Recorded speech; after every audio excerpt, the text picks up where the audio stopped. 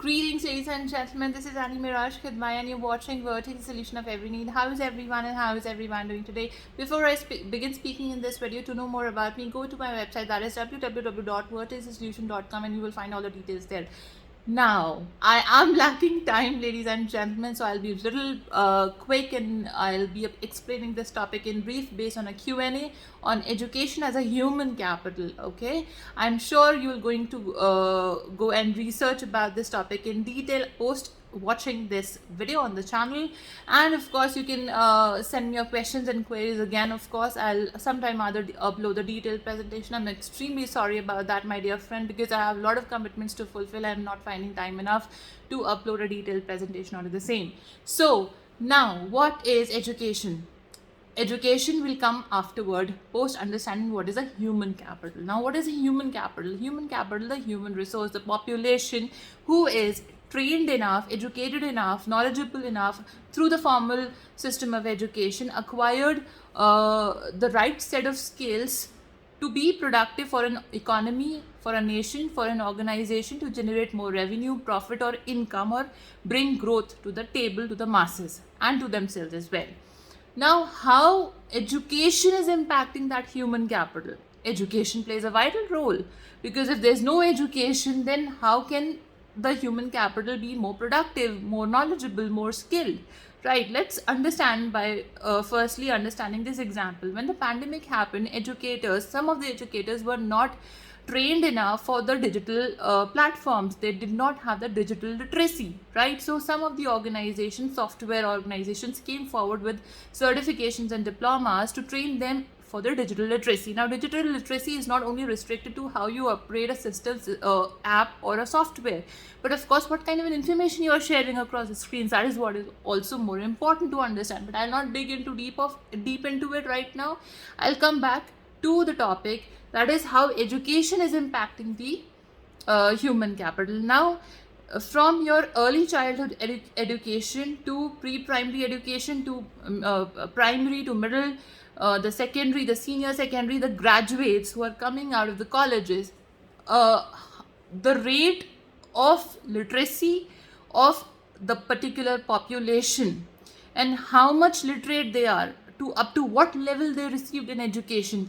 I mean, are there dropouts from primary school? Are there dropouts from middle school? Or are there college dropouts? Or they are going towards post graduations and PhDs or postdoctoral research. So, the more educated a population is, or a human capital is, the more skills that human capital will acquire, and hence the more is the education, the more is the income. Now, there are two terminologies here: intergenerational mobility and intragenerational mobility. What is all about? Go and research about it in detail. Intragenerational is the particular family or a household, how they are successful from the previous times. Okay, and the intergenerational mobility is how an individual is more educated or economically sound than their previous generation, probably their parents or their grandparents, etc. Right, that is what is intergenerational and intragenerational mobility. Go and research about micro and macroeconomics as well to understand it on a more deeper note. So education is impacting human capital in every way, right? Formal education is required to get yourself certified for a knowledge or a skill you have. For example, if you would like to work as an engineer and you do not receive a formal education, you are not certified to work as an engineer, and hence you may have skills, but to get a certification, formal education, along with that formal education, you are acquiring a lot of skills and knowledge about that particular field. Hence, your productivity will increase.